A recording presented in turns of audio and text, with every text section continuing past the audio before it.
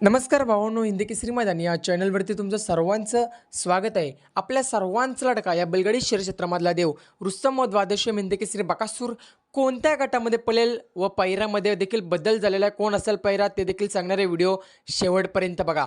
भावांनो, आज उद्या बकासूर आपला 100% पळताना दिसणार आहे माळशिरस हिंदी केसरी मैदानामध्ये.